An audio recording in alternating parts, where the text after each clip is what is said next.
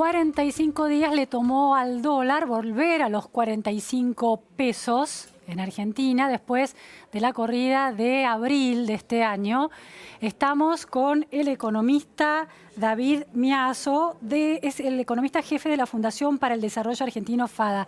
Muchísimas gracias, David, por estar aquí. Luciana, un gusto de conversar con vos. Bueno, a ver, dólar más estable, bajó, está quieto. ¿Cuánto pesa la intervención del Banco Central habilitada por el FMI? ¿Cuánto pesa la liquidación de dólares por parte de los sojeros y otros exportadores? Bien, te diré que en esas dos preguntas lo que pesa mucho más es la liquidación de las cadenas agroalimentarias, que para que vos tengas en cuenta, en los primeros 4 meses del año, enero a abril, que son hasta donde tenemos datos, probablemente esta semana tengamos más datos, las cadenas agroalimentarias aportaron en términos netos, exportaciones menos importaciones, 10.300 millones de dólares. Que si lo comparamos, por ejemplo, con lo que fue el ingreso de dólares del FMI comprometido, que ingresó en abril, fue de 10.830. O sea que prácticamente las cadenas agroalimentarias en los primeros 4 meses aportaron prácticamente lo mismo que todo el aporte del FMI. Y, en ese sentido, hasta ahora la intervención del Banco Central ha sido relativamente moderada, o sea, ha sido puntual en algunos momentos. Lo que sí se ha dado prácticamente a diario es la venta de 60 millones de dólares diarios que hace Hacienda por el préstamo del FMI. Pero también te diría que, al fin de cuentas, termina siendo siempre una cuestión de expectativas, de cuánto ruido macroeconómico hay, cuánto miedo hay, que siempre todo ese miedo y esas malas expectativas se terminan volcando en una dolarización más rápida de las empresas y de la gente, y cuando esas expectativas se calman, el dólar comienza a calmarse. Porque la realidad es que no hay tantos pesos en la calle para correr el dólar por las LELIQs. Por las LELIQs, y ahora hay un vencimiento de otro bono, el 22 de junio, 21 de junio, ¿no? ¿Cómo complica eso el panorama en términos de estabilidad del dólar? Porque hay 1.000 millones de dólares que se vencen. Exactamente. El bono dual. Del bono dual, que básicamente ajustaba tanto por inflación como por cotización del dólar, por eso era dual. Y ahí lo importante también es el momento en el que vence. Si vence en un momento, como fue esta última semana, con relativa calma financiera, hay alta probabilidad de que el Ministerio de Hacienda pueda renovar fácilmente esa deuda. Si se da en un contexto de ruido, como lo hemos tenido hace un par de semanas también, le es más complicado y tiene que o salir a pagar más tasas o simplemente el Banco Central perder reservas con el pago de ese bono. Sucede casi al mismo tiempo que el cierre de las candidaturas el 22 de junio. ¿Ese episodio político va a complicar el tema del pago de este bono? Hay que ver cuántas sorpresas más tenemos. Las sorpresas de estas últimas semanas parecieron ser tomadas por el mercado, por los principales analistas financieros, como un corrimiento de los dos principales candidatos a presidente hacia el centro. Entonces, en ese sentido, lo tomaron como un mensaje de cierta tranquilidad, que ninguno va a hacer cosas que generen mucho ruido a nivel político. Entonces, eso fue en parte lo que ayudó a que haya, como decíamos, alivio, calma financiera que tuvimos. El cierre de candidaturas, hay que ver si genera sorpresas para alguno de los lados. Si no genera sorpresas, no debería generar mucho más diferencia de lo que hemos visto esta semana, que fue cuando se generó la noticia.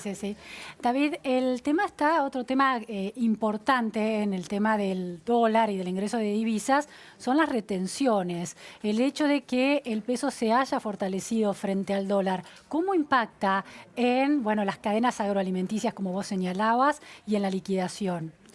Ahí hay varios temas que se conjugan. Por un lado, las retenciones, los derechos de exportación en sí, que para que la gente que nos está escuchando recuerde, prácticamente todas las exportaciones del país tienen 4 pesos por dólar exportado, las manufacturas tienen 3 pesos por dólar exportado, y la soja en particular tiene esos 4 pesos más el 18%. Esos 4 pesos, de acuerdo a cómo se mueve el dólar, es más o menos. Cuando se impusieron cerca de los 40 pesos con el tipo de cambio, significaban cerca de un 10%. hoy significan cerca de un 9, un 8,9% aproximadamente. Entonces, esa es una de las formas en las que juega. Mientras más se deprecia el tipo de cambio, el peso, mientras más se deprecia el peso y sube el tipo de cambio, menos importancia tienen, a menos que las cambien. Eso por un lado. Después, por el otro, en lo que es el negocio exportador de cualquier producto, te diré, estamos hablando en particular del campo, pero de cualquiera, la situación es la siguiente. Muchos de la estructura de costos son en pesos y otra parte de la estructura de costos es en dólares. Cuando hay depreciación, o sea, cuando sube el tipo de cambio, la parte que es en pesos se achica, es decir, genera menos costos. Esto es lo que después se termina llamando la competitividad cambiaria, o lo contrario, genera el atraso cambiario. La parte en pesos se agranda. Para que vos tengas idea, una hectárea de soja, por ejemplo, tiene dos tercios de su estructura de costos en dólares y un tercio en pesos. Entonces, ese tercio en pesos es el que cuando sube el dólar se achica, cuando se atrasa el tipo de cambio, se agranda. Entonces, impacta en ese sentido. Con estos movimientos te diré que de 46 a 45 no se genera un gran problema en ese sentido, digamos, del peso del tipo de cambio. Por ahí pesa mucho más, por ejemplo, el precio de la soja o el precio de los commodities en general en la ecuación, pero no si el dólar está un peso más barato, un peso más caro, no cambia tanto la ecuación en los granos. ¿El precio de la tonelada de soja en dólares hoy a cuánto está? Ahí tenemos, te voy a dar 3 respuestas. En Chicago, que es el precio de referencia mundial, está en $334 la tonelada. En 6 días subió $20 por el problema que tiene Estados Unidos con el clima. Pero por la guerra con Estados Unidos, China, el precio de Chicago, el precio de Estados Unidos, es más bajo que el que tiene Argentina, que es de 347. Cerca de unos $13 menos por el problema que tienen entre ellos y China siendo uno de los principales demandantes. De hecho, el año pasado fue tal esa diferencia que Argentina importó soja de Estados Unidos, la procesó y terminó exportando el aceite y la harina a China, por ejemplo. Interesante. Porque esa diferencia era tan grande que convenía hacer todo ese, traer la soja de allá, etc. Esos son los precios internacionales, los precios FOB que se llaman, que son en el puerto. En el caso de Argentina, como tenemos derecho de exportación, el productor recibe de esos 347 que te decía, $95 menos, que son los derechos de exportación. Menos los gastos de exportación, etcétera, termina recibiendo 235, que es el precio disponible hoy. ¿Y el volumen que se liquidó en esta etapa del año transcurrida, comparado con la etapa anterior del año pasado, en la misma etapa del año pasado, superó las expectativas? Porque el año pasado estaba la sequía. Aún con ese problema, ¿fue menos, fue más? ¿Cómo funcionó? Tenemos 2 etapas, lo que es la venta del productor a la industria o la exportación y después la liquidación de los dólares que el exportador hace. Lo que es la venta, que es lo que por ahí está en manos del productor, este año lleva, hasta la semana pasada, vendidos 24,5 millones de toneladas. De 56,5 que se produjeron. Es decir, cerca del 43% es lo que se lleva vendido. Pero 24,5. El año, y tenemos que tener en cuenta que no llevamos mucho más de 2 meses desde que empezó a entrar la producción. Porque si recordamos, en abril-mayo es cuando empieza a entrar la producción, porque recién ahí se cosecha. No es que la producción está disponible desde antes. Entonces 24,5. El año pasado, hasta este momento, se llevaba 21,5. Menos. Menos, pero claramente porque también era menor la producción, pero fue relativamente rápido también. Era menor la producción, 21%, y ahora es mayor, 24%. La expectativa debería ser que hubiera sido más alto. No, te diré que es normal. Es normal que, como te digo, menos de 2 meses del fuerte de la cosecha, que ya se hayan liquidado, vendido 24,5 millones de toneladas. Ya en un par de semanas ya vamos a llegar a cerca de la mitad de toda la producción en cerca de 2 meses. Entonces, es totalmente normal por ahora la venta. ¿Los ojeros no están reteniendo sus cosechas? Parte de retención hay. Para pagar las deudas, digo, para pagar sus costos. Sí, o sea, esta fue una venta relativamente rápida, puede vender 24 millones de toneladas en un par de semanas, que justamente fue porque muchos productores venían muy endeudados, porque el año pasado fue muy malo, y encima con las tasas altas no da para estar, prefiero endeudarme antes de y guardar la soja. Entonces, la venta fue relativamente rápida. Después el productor en realidad lo que hace es guardar la soja y venderla a medida que va necesitando ese dinero. Claro. Así como una clase media urbana que nos puede estar escuchando, el que puede ahorrar, lo ahorra en dólares porque sabe que es donde protege el valor de sus ahorros. El productor, el negocio que entiende, lo que entiende es la soja. Entonces guarda la soja y la va vendiendo a medida que necesita. No es que la vende y con eso compra dólares. Lo más normal es que va vendiendo a medida que necesita y mientras nos vamos acercando a septiembre, que es de nuevo empieza la siembra de la cosecha gruesa. Esa es una pregunta que te quería proponer. Digo, tenemos el año 2020, primer año de gobierno del futuro gobierno, el que sea. Y bueno, vemos que esta Argentina sigue atada al campo, ¿no? al sector agroexportador. ¿Cómo viene ese plan de siembra y de cosecha para el año que viene con este ingreso de divisas, con los niveles de endeudamiento, con las tasas, con el dólar? ¿Qué se espera? Bueno, lo primero, hacer referencia a lo que dijiste. En estos primeros 4 meses del año, que te estaba haciendo referencia, enero-abril, 2/3 de los dólares que ingresaron al país por exportaciones provinieron de las cadenas agroalimentarias. Sí. O sea, ahí demuestra la importancia que tiene el campo, principalmente como proveedor de divisas, también como generador de empleo de manera federal en muchas regiones, que lo único que se hace es prácticamente producciones agropecuarias.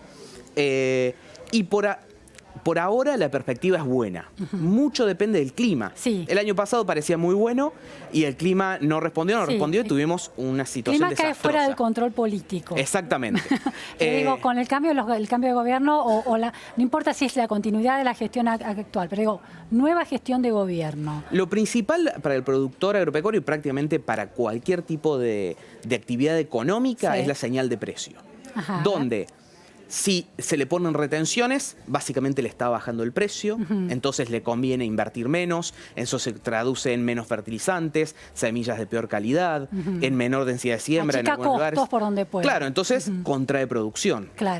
Restricciones para exportar, como las hubo no hace tanto, para la leche, para la carne, para el trigo, para el maíz, también reduce precio interno y reduce producción. Entonces, te diría que lo principal es, de cara al nuevo gobierno, si no se aumentan las retenciones, las que tenemos hoy están planteadas hasta fines de 2020. Si no se aumentan... Eso ya está descontado, es decir, está incorporado en la visión del productor agropecuario. Sí, porque ya está. De hecho, tiene algún temor de que se lo aumenten, pero ya está descontado.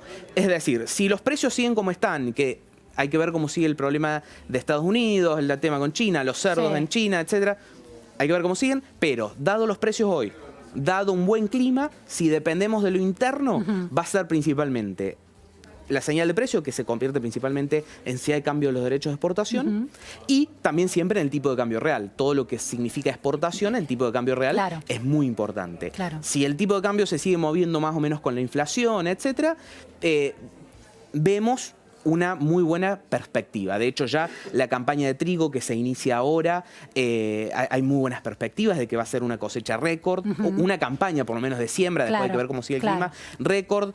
Si los precios no siguen cayendo, como parece que hemos llegado, hay buenas perspectivas para la de verano, que es la de soja, la de maíz. Así que te diré que hay buenas perspectivas.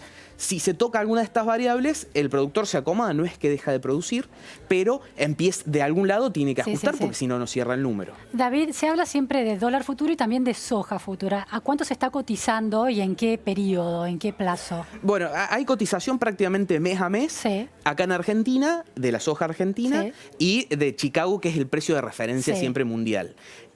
Por ahora estamos de acá a un año unos $20 por encima del precio actual. Es decir, hoy la perspectiva de precio es relativamente buena. De nuevo, por cómo viene el problema climático en Estados Unidos, que no han podido sembrar porque tienen demasiada agua y demasiada lluvia. Entonces, eso ha hecho que... ¿Por qué Estados Unidos es importante? Porque es uno de los principales productores agrícolas del mundo. Deja mercados para que Argentina pueda exportar. Claro, entonces, básicamente, si tiene problemas, se cae la oferta y con una misma demanda presiona positivamente el precio. Por ahora, estos días que te digo que han sucedido estas cosas, tenemos una perspectiva de precios para el año que viene superior a la de hoy. Entonces, eso son buenas noticias para Argentina. Bien. Y el tema de la tasa de interés, bueno, que ahora a veces llega al 70%, ¿cómo le impacta al productor que tiene que invertir en la nueva campaña de siembra? Impacta de manera directa como prácticamente a cualquier actividad económica, a cualquier comerciante, porque siempre el crédito es lo que ayuda a aceitar la máquina de la actividad económica. Por ejemplo, un efecto negativo que tuvo las tasas más la suma de la sequía fue la importante caída que tuvo de ventas la maquinaria. Eso es menos disponibilidad de maquinarias nuevas y tecnologías para la cosecha y la siembra. Y después el productor también, de nuevo, el productor invierte por lo menos 2 veces por año, el productor agrícola, porque para el trigo y después para el maíz y la soja. Y las tasas altas dificultan un poco eso. Así que lo afecta de manera negativa. Tal vez a una pyme comerciante la termina afectando más que al productor agropecuario, pero lo afecta negativamente porque simplemente no puede financiar de manera razonable la inversión que necesita básicamente de fertilizantes, semillas, fitosanitarios para la producción.